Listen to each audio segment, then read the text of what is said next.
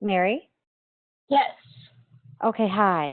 Hi, let's just go ahead. I'm not seeing anybody else knocking yet. So let's just go ahead. Since we're here on time, I want to make sure we take advantage of our conversation. All right. Sounds good to me. Wonderful. Well, again, thank you. I'll go ahead and jump in and just share a little bit about myself, just kind of a brief introduction. Just kind of reiterate, I'm sure you already know this, but the purpose of the call today really, honestly, is to be available to answer questions that you have. And if anybody else joins, it's also for them to jump in with their questions. I'm happy to answer whatever, things that might interest you or you're curious about, that sort of thing. Does that sound good? That sounds awesome. And thanks so much for giving up part of your time to be here to answer our questions. That's really great. No problem. No problem. Yeah, and at the same time, I mean, after I introduce myself a little bit, I'd love to hear more about you too, to just to Sure. give you that opportunity. Yeah. Yeah. So, I mean, I've been, well, you know what? Before I introduce myself, like, what would you want to know about me? Because I could probably say, I'm sure anybody, right? We could all say lots about ourselves, but what are some key things I guess you're interested in? And then I can kind of gear my introduction in that way. So I've read the short bio that they put on the Eventbrite. So I've sort of seen like a general outline of your career path, but I would love to hear from you about that and specifically sort of how you ended up transitioning from job to job. I think that's so interesting as someone who's sort of figuring out what kind of workforce I want to go into to hear the why behind the job switches as well as the what, if that makes sense. Yeah. So if you wanted to just go through that background and talk about how those tied together, that would be really great. Yeah, absolutely. I mean, I like how you just said tied together. There's definitely a thread, I think, that ends up weaving throughout a career, especially if you've got particular interests and you're following those interests and your passions. Even if it feels like you're going from one place to the next, you're kind of like, how did I make it here? There's always something common there because you're doing that. You're following what it is you are, wanting to focus on, wanting to do in some way. I mean, so honestly, when I first got started, like when I was in college, I really couldn't have told you what I wanted to do. That probably happens to a lot of people. You're so engrossed in just, you're studying, you're exploring lots of different things. And it got to the point where I was like, I have to make some decisions. And I, again, from studying what I did, which was anthropology and Spanish, just thought it would be a great opportunity to take those skills and actually be overseas in some capacity, which is how I honestly got started in doing international work. I found a program that was really flexible that allowed me to teach English. And when I was in Ecuador for a year teaching English, I just realized I had all these new things coming at me. I was in a community talking about issues around health and education and environment and all these things. And I felt like I wanted to be a part of it, that I wanted to be able to make a difference to help people. And so it was really, honestly, that's where it got started. And when I got back from that year of volunteer experience, I said, okay, how can I better equip myself? Like, what is it I need to learn? What new skills do I need in order to be able to really make a difference? And so it took me to grad school. There was an in-between period where I needed to, again, figure out, like, what grad program, what city would I be in? I had to go through the whole application process. But when I got back from Ecuador in my local community in New York, I approached our newspaper and I said, they're always looking for interesting stories and ideas. And I went to them and said, hey, I had this amazing year experience. I'm from the community. Maybe you'd be interested in writing a story about what I just went through. And they're just like, well, yes, definitely. And I said, and actually, we're often looking for people who are willing to write stories for us as well. You're going to be home for some period. Would you be interested? And I was like, you're kidding. I did not come here for a job interview. But so yeah, for a year, and it was the best transition, honestly, from going to being in a very unstructured kind of, overseas environment to coming back to that job at our local newspaper. It was great. I wasn't, bound to a desk all day. I was able to move around, interact with people. So it was amazing. I was writing feature stories.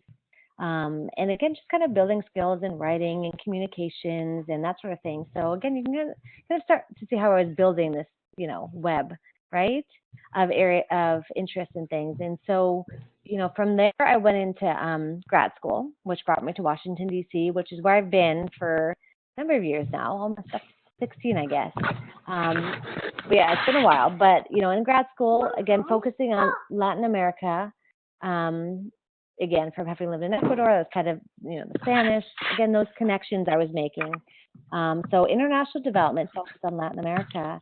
And, you know, again, I'm sure you're seeing this in school as you kind of start to think about like what topics or areas within those regions or within something that I'm interested in. And health seemed to keep coming up. Like I really like medical anthropology. I took some geography courses around population and health, and I was like, okay, so now I've got some pointers here. I've got, you know, health focus, I've got a Latin America focus, I've got language experience, I've got overseas experience. What do I do with all that? And so I was lucky. I actually ended up took advantage of a lot of the internship opportunities and you know, some short-term assignments while I was in grad school itself. I did a summer overseas. I was in Bolivia for summer. I worked with one of my graduate professors to find that internship. And again, just kind of piecing things together, I found a job that was having me work on a maternal and child health project in Guatemala as a project coordinator. So it's pretty typical for in the work that I've been doing to kind of start out at that level of sort of just getting your feet wet, getting a little bit of experience in what it's like to work in an office environment, to sort of support projects overseas. You know, and honestly, it was when I was in that project, I realized that, sorry, I'm sorry, I've got one distraction with my little girl here. And I can't talk right now, okay? You're going to have to go do something else, please. So, sorry about that. I was a camp counselor this summer. Trust me, you you're understand. good. Yeah, no. So anyway, so long story of that short, honestly, is that just, again, I started to do, again, the areas of interest and things that I was interested in, but I wasn't actually building necessarily the same skills that I wanted to be doing. And so what happened on that project is I looked to somebody who was more senior than me, and the best advice they told me, and honestly, I do this every time I come up against a new project or assignment, is I look at what's there, I look at the people and what they're doing, and I try to see where I would fit myself in. Who do I relate to the best? What seems to be the most interesting? Because that maternal child health project, it had everything going on. I mean, it had a finance person, it had a director, it had a nurse, it had doctors, you know, you name it. It had community members. Like it was a huge team of people across the country doing things. And of all that was going on, I really saw myself being what was called the behavior change communication specialist. So it's pretty awesome because if you think about it, behavior change lined up nicely with my anthropology background and interest in sort of human behavior. Communications, I mentioned to you working at the newspaper and like, you know, sort of that creative outlet that I needed and was, you know, developing. The Spanish was there from working internationally and working in Latin America. You know, so again, I started to see some things that I would never have known even existed when I was in college, quite honestly. There's no way that I could have told you that's where I was going to go, right? And then again, health. I mean, behavior change communication in our field, behaviors and changing them often is associated with health changes. So I was like, this is great. So honestly, that's kind of how I started to make these connections. And the more you're able to tell people, like, this is what I'm interested in, the more they then start to be able to help you because they're aware of things. I'm sure you're hearing a lot about the power of networking and making connections with others. And it's just this, little by little, if you put that out there, somebody will remember and say, oh, yeah. And in fact, that happened to me a lot in my career where somebody was like, yes, I know Rajni. You know, she was just in, you know, the Dominican Republic. And then somebody down the hallway in my office is like, really? Because actually I need somebody to go to the Dominican Republic and that's perfect. And so, you know, I started off doing that type of work. And I actually moved into domestic health work for a little while. And the reason why I was a little hesitant to do it, because I was like, oh, no, I can't give it up. I can't give it up. But I started to realize and just look at my career differently. What is it again at this point in my juncture that I really need to be focused on? And I said, you know what? It's really building these skills in behavior change and communication. That's what I need to do. Latin America, I can always come back to. You know, Spanish, I've already built that skill. I can still practice, but I need some new, like, technical is what we call it in my industry. technical skills. And there was an opportunity at my employer to shift over to the domestic health work. It was amazing. I actually found that I really enjoyed it a lot. And quite honestly, in some ways, it was almost more rewarding because if you're doing this type of work and you don't get to actually be in the field, as we call it, it's you feel that disconnect. You're supporting. You maybe go on short-term trips and assignments to provide some assistance or support, but it's definitely not the same thing. So actually having the ability to work on projects in the U.S. where I grew up, it had a different connection for me that I actually found that I enjoyed a lot. So, but I mean, I can say that I have not stuck with health alone, honestly. In fact, the last few years, I've shifted back into some education work. I've been working on projects in Africa lately. So, you know, I think more recently I started to see a shift in my interest in doing more leadership development and focus on those types of projects, which took me to where I am now. And, you know, again, since I've been in DC for 16 years, I would say that I've got like around 16 years of experience, that I've got a lot of project management experience. And so in my current position, I actually am the deputy director for a really large project. It's close to 20 people. So it's a lot. There's a lot of things going on. Exactly. And these are things, again, you know, if you'd asked me 15 years ago, I would never have even been able to imagine working on something like this. You know, I can even remember at one point when I was in the domestic health work, a project director I worked under at the time had told me, she's like, Rajni, mark my words, someday you will be doing the same thing I'm doing. You will be directing projects. And I was like, what do you mean? That's crazy. That's so much responsibility. There's no way. You know, and here I am that much closer to actually doing that. And I have directed some projects, but on a very small scale.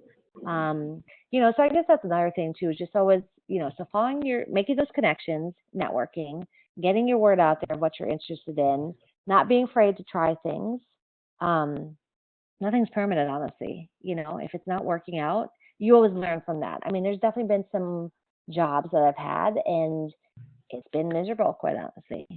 But that's good because I learned from that what I don't want to be doing. Right? Yeah. So, I mean, that's kind of how, I mean, I can keep talking, but I also want to hear from you, honestly. It's just kind of how you just have to get started, really. And just being willing to put yourself out there. I mean, you're in a unique time right now where if you have the ability to try things and just see what you feel like, you'll start to get closer to where you want to be.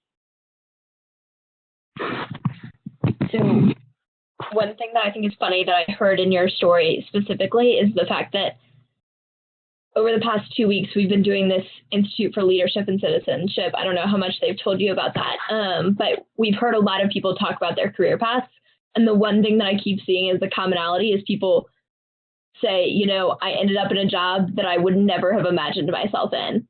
And so that's funny for me as still a student and really with no idea what I want to do to hear that over and over again. And it's comforting to realize that I don't have to have exactly my 20-year career plan figured out for now, and I can still develop it over time. But I specifically wanted to be on this call because I was really interested in your background. So I am studying systems engineering and computer science, but at the beginning of the summer, I went on a trip with a group called Engineering Students Without Borders, not affiliated with Engineers Without Borders, but with a similar mission. So public service, taking our skills and applying them. So we went to Nicaragua and we're looking at water purification, trying to figure out how we can get point of use water purification into a really rural village called Tadasna, outside of Siuna. And so when I was like reading your background and you had a lot of American studies and a lot of service work, I was so interested because I saw some parallels between that and what I did at the beginning of this summer. But I do have some questions, if you don't mind. Yeah. No, not at all. Of course not. So one thing I thought was interesting is that you're currently working on the Mandela Fellows Program, right? Yep, that's correct. So first of all, they came to visit UVA this summer, actually, and toured, right? I am a tour guide, and I do the scheduling for the guide service. So I set up that tour, and so I thought that was funny when I saw that. Cool. But I see that it's a really young program, right? It just started in 2014. Is that correct? Yeah. So go ahead. Sorry. Oh, so I was just curious what that's been like, sort of growing it from the ground up, and what kind of problems you've run into, what's been hard about that, what's been exciting about that, how you liked working on a project that was really brand new, if that makes sense. Yeah. No, that's an excellent question, actually, and it's true to the types of programs that I work on in general. They're all going to be programs that are short term. Just the nature of the business is that you apply for projects. Typically, our projects are U.S. government sponsored, and so they run for a few years, and then you are on to the next project. Maybe you'll get to work on something similar again. So this one is no different. It was started actually as part of President Obama's Young African Leader Initiative. Maybe some of this you already know, which his initiative actually started in 2011. But the fellowship itself, which is considered the flagship component of his initiative, you're right, it started in 2014, was the first year that we actually brought a group. It was 500 of them that were brought here from 49 countries representing all of sub-Saharan Africa for these 6-week academic kind of executive style leadership programs. They're at placed at different university partners around the country. And then they come into DC. So there's really 3 pieces to it. They do the institutes. They are at a summit in Washington, D.C., which is where our organization is based, and where they actually get to meet President Obama during a town hall. And there's a lot of networking, partnership expo kind of events. And then a select number, 100 of the 500, the first 2 years, actually stay on for internships. That are 6 weeks long that we are responsible for placing.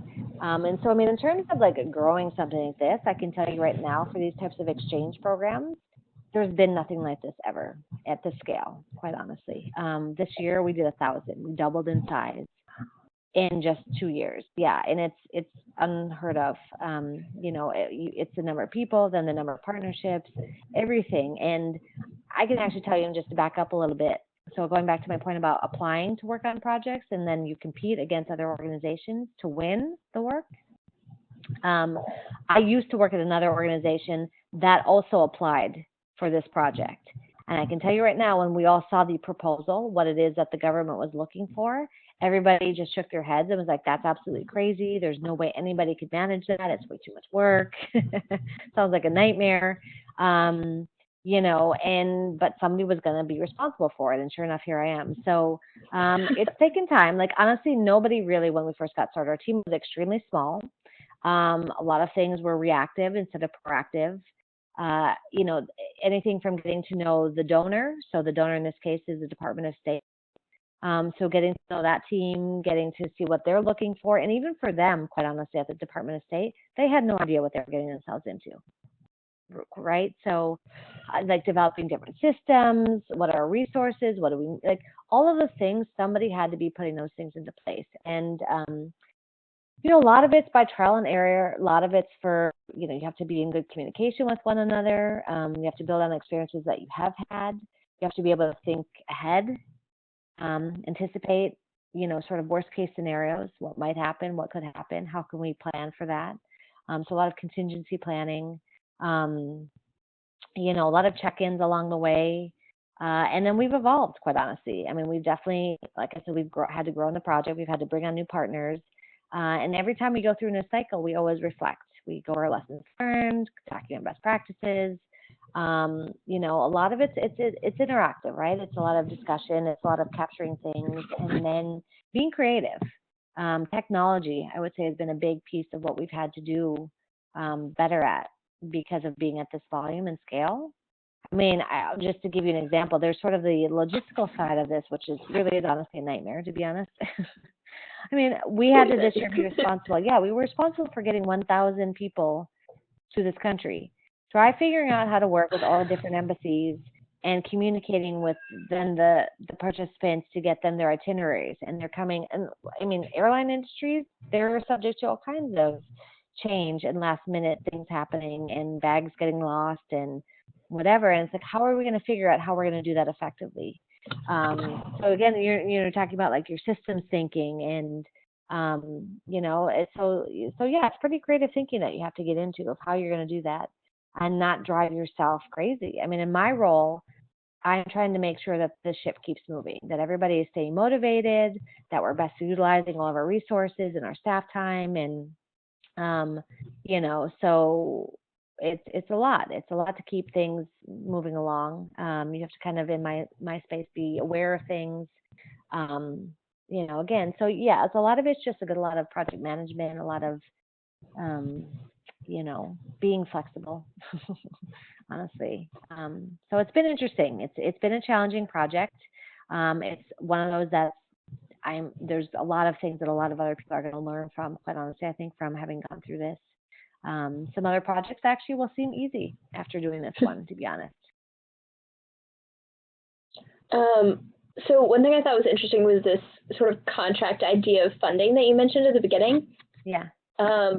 So how is that for you as someone who works on these projects? Do you find that frustrating? And do you also think that you're able to have the kind of impact you want to have and honestly need to have with such a limited time frame? Because I know, like, a frustration that I've often seen in nonprofit work is this idea of like volunteerism, or like people going in and doing something and then kind of leaving it and not being able to follow up. So I'm curious how the short-term nature of contracts kind of impacts that.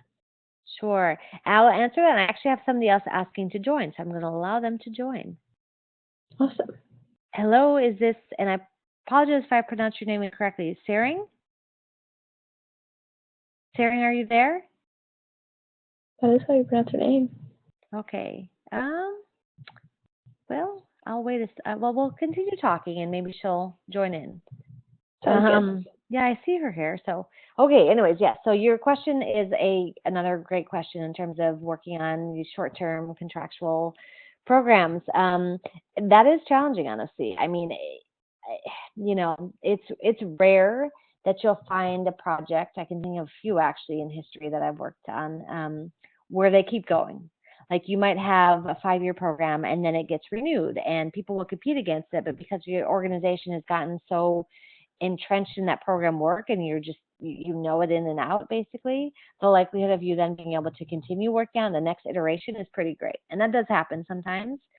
And that could be rewarding, right? Honestly, if you have a 10-year period to work on something, that's pretty long. There's a good way for you to be able to measure impact. And honestly, a lot of the things that we're working on, you're not going to see a difference overnight, right? So that part is, you know, you sort of have to have that faith in what you're doing, knowing that you're contributing, even if it is at a smaller scale at this point. In the long term, it is really going to make a difference.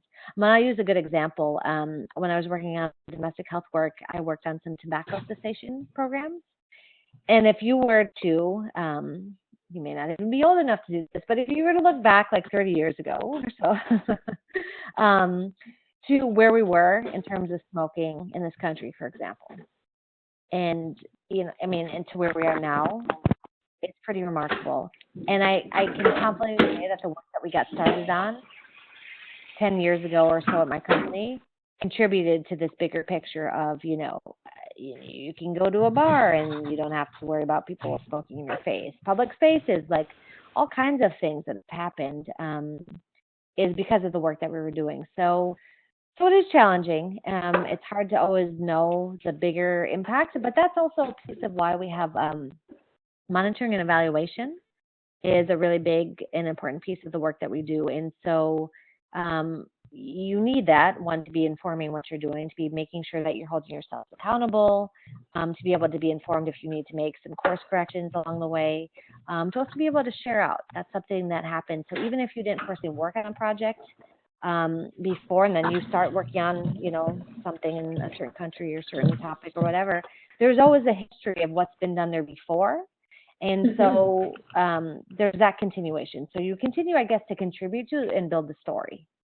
So look, kind of depends on your prospect and your outlook on things. It is hard. It's not always, you know, where you want it to be necessarily, but you get energized by, again, traveling, by being back in those communities, by not always being removed. If you're in Washington, D.C., for example, I mean, I will say for the type of work I'm doing, if you're not in D.C. currently right now, maybe some of that's starting to change, but you're overseas, basically, right? So, and those are very different experiences. The home office or the, you know, headquarters experience versus a field experience. So I guess I have mixed experiences, honestly, to respond to your question.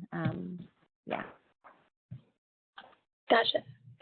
At that point at the end, when you were talking about working overseas versus working at home, what would you say are some of the challenges you face working with groups internationally from like just being in the United States and internationally? I feel like probably barriers, but also just trying to communicate with people. And how do you deal with that? What are some things you've learned to sort of make that easier, I guess? Yeah. Any recommendations? I'm just curious about what that process looks like. Yeah, that's actually not easy. You're, again, really spot on with that question as well. I think one of the biggest things is getting to meet them in person at the beginning. As soon as you come on board, really, and pushing for that. It may not be something that's built into the budget. It may not be something that at your level that staff at the organization normally would do. But to the extent that that is possible to do, it makes a huge difference. Just being able to be in their space, seeing where they work, how they live, what resources they do or don't have, makes a big difference. So that's one of the things. I mean, definitely communication, language. Obviously, if you're going to be working with people that are predominantly speaking a different language than English, then you're going to want to have those language skills. They may be able to speak in English and work in English, but you're going to be at an advantage if you even just make effort, right, to be able to communicate with them and relate to them. Getting to know about their country and their culture is going to make a big difference. Again, I was talking to people who have had that experience working with people there before, are going to be able to give you tips and pointers, things that are appropriate or not appropriate to be aware of. Those are really important things to make note of, and can go a long way. Setting up some regular times that you would check in with them. It's really hard to have your eyes and ears on the ground if you're not actually there. So figuring out how it is you're going to be able to share information.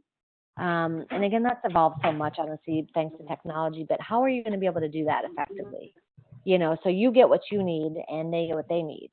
Being really clear about different roles and responsibilities is going to make a difference in how you're able to communicate, because without doing that, in particular, if communication is already difficult as it is, you're going to want to be clear so that they know what they can or cannot anticipate or expect, and vice versa. Because I'll tell you, oftentimes with the field staff, they just sort of have this, the headquarters is just kind of out there somewhere, right?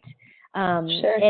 And sometimes, from headquarters perspective, like you have some demands, there's certain requirements and things, and in their world, it's going to mean nothing. You're going to have to help them understand, like, why it is those things are important in order for the ultimate work that they're doing in the field for it to happen. So a lot of it comes down to some really strong, again, management, communication skills, some common sense, some empathy, a lot of it just on how you interact and work with people, and being open and willing, to say, I don't actually understand, and asking for feedback too.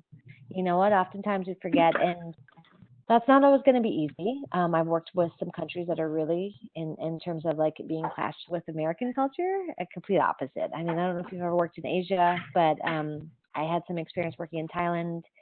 And, Thailand is known as the land of smiles. If you talk to people there, they will tell you that there are, I don't even know how many different smiles. They all mean something different. And for somebody who's never been there before, you will not pick up on any difference. Quite honestly, you will never know.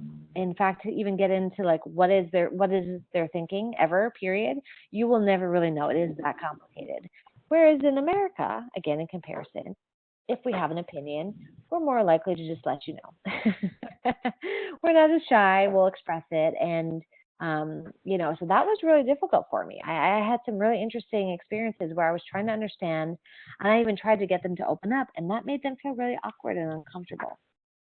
So some of it's trust building, which is why I said actually getting to see them in person does make a difference. If you can do that, they start to know who you are. Sharing. Honestly, how do you build trust with people is you share, and it takes time, so patience as well. And yeah, I guess one other thing I'd add to that, maybe just benefit of the doubt, not making assumptions, assuming good intent. So it's tricky. Yeah. So before you would go into a country or start working with a country, so I'm thinking about, you're working with people from 49 different ones in this project. What specific types of research are you doing? I know that would be probably more extensive before maybe Thailand or Guatemala that you mentioned earlier than for all 49. But are you just looking into what are the 5 things that you feel like you need to know about that country and that background before you even begin working there? Yeah. So, I mean, to be fair, for the 49 countries, again, just at this level, I can't be exactly. There's no way for me to find out about all 49 and research them, whatever. But what does have to happen is we do have to be aware of their backgrounds and their interests, of all of them, of all 1,000 of them. And we have to figure out, based on those skills and interests and experiences, where are they going to be best placed? Where are they going to be best matched? Or, when they get placed at the different universities, but also what are some things that we just know that they're going to have questions about? What are some things that, as first-time travelers, they've never been to the United States before, what do we just know that they're going to be concerned with? And I can tell you that when they were here this past 6 weeks, this summer, I guess, right at this point, they definitely were seeing what was happening in the news. The recent shootings that have been coming across the United States and sweeping the United States, they got very concerned, and we needed to know how to address that. So I guess what I would say to come back to it all was managing expectations. It's like a magical world of being able to manage people's expectations. And so the more that we were able to, I guess, inform them, so while maybe we didn't necessarily learn and research as much about their own countries, it was more just understanding our own country better and knowing how to introduce somebody who's never been here before to our country, and some things that may be a little bit odd to them, something as simple as food. And honestly, a lot of it then, because they were placed around the U.S., was the universities themselves, who are so accustomed to doing this. They all have international student bodies all the time, plus the students coming in from the U.S. And so, they're used to knowing what types of things are going to be of concern or of interest, and then honestly adapting. I mean, I mentioned to you, listening to people, asking for feedback. We had to do that the whole time that they've been here. A big piece of our monitoring and evaluation, weekly feedback questionnaires from both from our participants' perspective as well as from the universities. So again, you can kind of see this common theme of creating these channels for communicating and sharing information, so that'll then help inform how you're making decisions about things.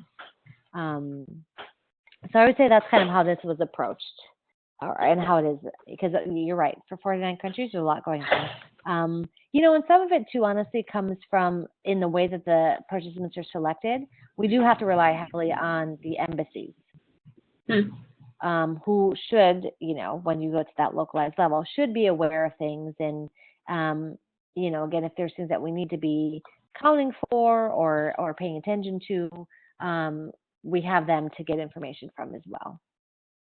Gotcha. Yeah. Hi, I just wanted to introduce myself. I'm Searing Say. Hi. It's been very interesting to hear about your experiences in Thailand and Guatemala. Sorry, my phone or my computer was having trouble, so I just called in about 20 minutes ago or 10 minutes ago. Hi, thank you for joining. We actually did. I saw you knock, and I allowed you to enter, and then I lost you. Yeah, that was my computer. Okay, I'm sorry about that. Sorry about that. I'm sorry. No, no problem. Please, it sounds like you have a question. Great, yeah. Well, I'm just very interested in your international experience and nonprofit work, because that's exactly the kind of realm that I wanted to get into. It sounds like you worked out with people who came over to the U.S. and also people, in the field in other countries. So what have you found, if you could go back in time and look at your career again, what do you think you would start with first? Would you rather go into the nonprofit world and start off in field work, or stay in the U.S. and do something else and ramp up through nonprofit work? Yeah, that's a really good question. I mean, I sort of was sharing with Mary earlier, like the way I got started was just taking myself right overseas immediately. And I think honestly, part of it was at the point I was at. I had always been in school, and again, given what I had studied, I was just so itchy to get away, to see something different, to experience something different. I mean, at that time, it made sense for me to take that leap. Um, and I honestly probably, if you're interested in international work, then I think I'd probably say the same thing. In fact, I might even extend it to say that I in retrospect, might have even considered graduate programs that were overseas. I mean, if I was really that interested and keen in working internationally, it would have been a very different experience, So again, it worked, obviously. Hindsight always makes you see things differently. But I think I would still say, I mean, to really know if you really enjoy doing international work or not, and ultimately, at some point, you would need that experience. I mean, you could try to stay in the U.S. and just, gain skills and then get involved in an organization that's doing international work. But I would say pretty much across the board, thinking about job descriptions and just, from hiring that I've done, we always look for people who have had those experiences. So if you're somebody new coming into this, right out of college or school, even just having a study abroad experience or some short-term assignments or things that you've done during breaks, during the summer months maybe, definitely counts. But, I think if you are interested in it and you've got that passion for it, it's come from somewhere, which tells me that you've had that experience. You've literally actually been somewhere else, and, outside of your sort of comfort zone. And to package that, I mean, that comes with then a lot of things that Mary and I were talking about in terms of the cross-cultural communication skills, being able to work effectively with people of all walks of life, really being able to understand, what are these issues? It's really hard to understand a lot of the things that are happening until you actually see them for yourself. So, honestly, I think that I might have, like I said, studied abroad more, not just during undergraduate for one semester, but my graduate studies. I would have spent some more time overseas, if not gotten a degree overseas. And I honestly probably would have wanted to spend more time earlier in my career just being based overseas, I think, in retrospect. Okay. Yeah. Is there a place in particular you're thinking about when you say study abroad or work overseas? So again, having studied Spanish, I think that just instantly took me to wherever people speak Spanish, which, in the developing world, that means Latin America for the most part. So for me, it was Latin America, and I had a lot of interest in Andean countries. So for me, that meant South America. But as my career has evolved, like I was sharing with Mary, I've worked in a lot of places, honestly. This is not the first time in the current work I'm doing working in Africa, but I've worked in Asia. I've even had some work in Eastern Europe that I've done. And it's all been interesting. I think, you just sort of learn in a weird way, but there are problems everywhere. And so if you're in this type of work, you're in it committed to make a difference, to help people. And so, as you start to build your career and learn different skills and get more experience, you're able to take that and apply it in a lot of contexts and places, which actually makes it exciting, quite honestly. I think that's one of the things that I've enjoyed the most is that I haven't always had to stay in the same thing. It is also, does then mean you never know what you may be doing next sometimes, which that can be a little bit shaky sometimes, right? Do you mean your next assignment or what you're doing exactly next within a place? Both. Okay. Both, honestly. I worked, my former employer, I was with them for 10 years, and I worked with probably close to 30 some projects. Some of them were domestic, some of them were international, some of them were health, some of them were environment, some of them were education. It really ran the gamut. And I can't say that's true for everybody. I do have some friends and coworkers who have worked in the same area for, a long time. I know some people who worked on the same project since they got started. It does happen. It's extremely rare, but it does happen. So there's a lot of variety in my field. It's a really interdisciplinary career path to take, and it requires people from a lot of different backgrounds to contribute to. Okay. I'm thinking a lot of it sounds like a degree in anthropology might be useful, or in sociology. That's exactly what I have. Oh yeah. I Awesome. happen to have an undergraduate degree in anthropology, but yeah, you don't by any means. You can ask me, and Mary asked as well. In terms of backgrounds and the types of people that I've worked with. it's pretty extensive and exhaustive. I have worked with anybody from, graphic designers to accountants to project managers to people who have a nursing degree. I mean, you name it, it really is that broad. And I think that that's also what kind of makes things exciting. You learn a lot from one another, and you also bring different perspectives to all these different problems that help to then figure out what are some solutions. Okay. Is there like a specific time that you're thinking of? Sorry, a specific time? Yeah, that you're thinking of when a bunch of people with all these different backgrounds. Always. Every time. Always, right. Always, always, yeah. I mean, again, it probably depends, on certain projects. That's the one I work on right now, for example. Being more focused on Africa and education, then you can then imagine it probably pulled in our staff that are, the ones that did Peace Corps in Africa, the ones that have lived there. So in that respect, you might get people with a few more commonalities or interests that are overlapping.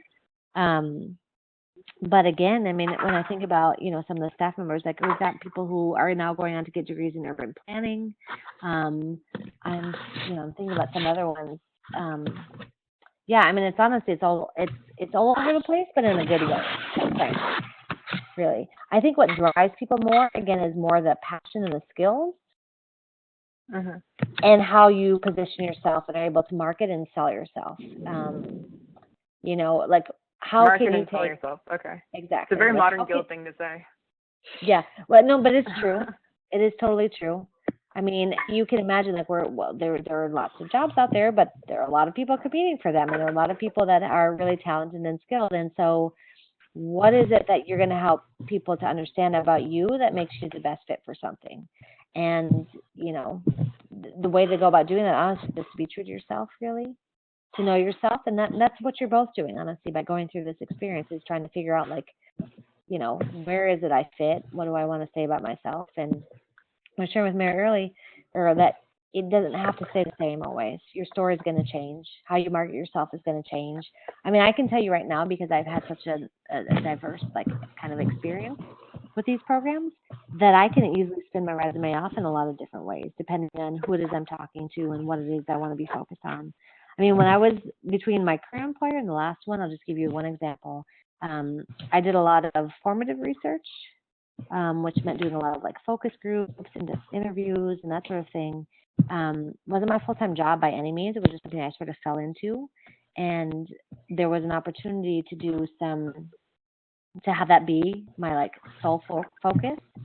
And I was like, gosh, how am I going to position this to this organization? And I thought, well, you know what? I'm just going to totally revamp my resume. I'm going to list every single thing I've ever done that's been related to formative research. And it worked. I mean, when they saw it, I was just like, oh my gosh, you've definitely got a lot of experience. I was like, I suppose. Not exactly, but I kind of do. But it was enough. So it's that kind of thing, and again, that just comes with more years under your belt, honestly, that you're able to do that. Gotcha. Okay. So you mentioned earlier at the beginning that you had several miserable jobs, in addition to the ones that you enjoyed and found rewarding. So what would you say is the difference that you've seen between, jobs where even doing nonprofit work, which is supposed to be, it's supposed to be fulfilling, right? And what made those jobs miserable anyway? And how, do you have a way that you can identify them now, or in retrospect, things that are signs, I guess? Yeah, sure. So I would say, I've actually worked in for-profits too. So I've done both. Both of them are equally competent, capable, and equipped to be doing feel-good work. I would say it's important to know who the leadership is and to see if you can connect with them, because if you don't, most likely that's going to feed down to everybody else in the organization, and that's going to influence your experience. So in some of the cases where I was kind of miserable, it was with the, CEO of the organization who didn't care to be overseas, had never traveled, came in as the accountant for the organization, earlier in their career, and kind of made their way up the ladder. So they had the business mind, but they didn't really have the heart for the work that was being done. And that then did impact how decisions were getting made that had an an effect on the staff. So I mean, I would say listening to your intuition. What honestly, your day is spent working with people and machines, machines being equipment, computers, right? Technology. So if you're not happy with the people you're working with, if you don't work well with them and can't make that connection, it's going to be difficult, really. I would say honestly, 99% of the day is just figuring out how to work with people and manage working with people. So you really need to ask those questions, and it's kind of hard to because you may find. Oh, is there background noise? Sorry. Did anybody else hear that? No, okay. Sorry. It sounded like there was a blender or something. No, okay. I'm hearing things. No, I was going to say, like, it's kind of hard when you're excited to work on something, you go in for an interview, you're like, this is great, this is exactly what I want to be doing. But be honest with yourself. And that's going to be hard because it might mean you're having to turn down a job that might get offered to you.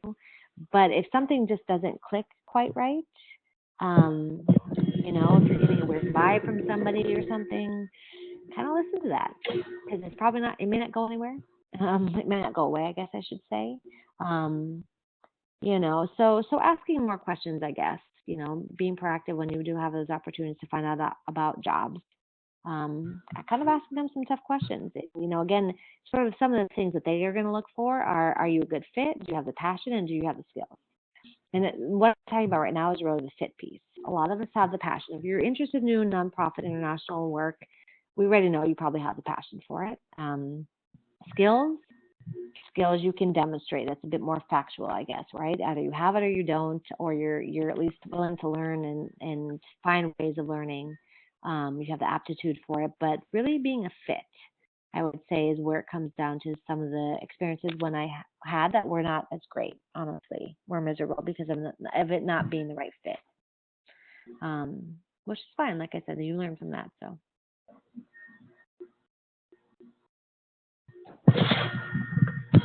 You also said that one of the biggest issues you'd seen in your work and one thing that you'd focused on was health. And so would you say that that's the biggest issue that the nonprofit industry as a whole, which I know is enormous and sweeping, is tackling? Or like, what do you think are the critical areas where we really need to focus on going forward? Yeah. So definitely I wouldn't say only health by any means, but I guess the way I would answer it is it's so integrated. I mean, you're hearing me talk about this interdisciplinary approach to everything that we do. So if you're working on health, then you're focused on education, and you have to be focused on something else. Like, you have all these projects. I mean, that's the thing, is nobody can take on everything, right? You can't do it all, but you have to work together. So you sort of pick which piece of it you feel most connected to and you want to be a part of. But you're going to have to work, like if you're working in a project overseas, you're going to have to work with other people doing some democracy and governance building. You're going to have to work with the people that are, helping to build the education system. Maybe it's not your primary focus, but it's going to be there still, right? I mean, that's all part of a community and a society and a country and a nation and all these things. So, I wouldn't, by no means, then when I say it's only health, it's really more about, as you're thinking about it, like, where would you, what interests you? You know what I mean? Like, I personally would say that I actually don't enjoy doing education work as much. I just don't. I actually think health work is personally, for me, more interesting. But I'm sure a lot of the people that I work with, most of them are more educators or have that background, and they wouldn't say that actually. So I would say, I mean, for you as you're exploring these things, just thinking about, like, where would you see yourself fitting in, but knowing that they're all going to overlap and be interconnected.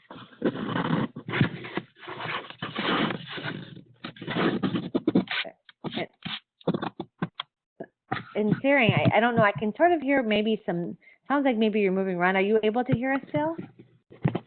Yeah, I can hear you. I'm not moving around, though. I don't know where I'm coming from. Okay. Okay. Well, we have about 5 more minutes. I don't know if either of you had any sort of final questions or.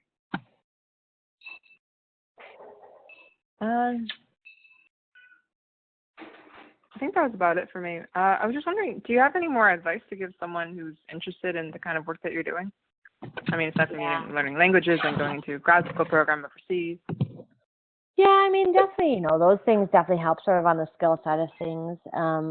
I think just getting started, honestly, it was something I was sharing with Mary earlier, and it kind of sounds like it's that easy. I'm like, yes, it is actually that easy. Just finding something, finding whatever it is at this time you're interested in and just trying it out, see what that feels like, and asking lots of questions. Keep asking lots of questions. And, it takes a lot of effort, right? But being that person who is proactive and curious, which goes along with asking lots of questions, and helping you have experience, sort of getting you closer to that next level of like what you might want to do. Okay, I think there's something going on with this call. Yeah, there is a little bit of a background. You know what? I actually wonder if somebody else had tried to join just like you and maybe wasn't able to. I didn't see anybody else knock, but anyway, maybe they called in or something. Yeah, maybe.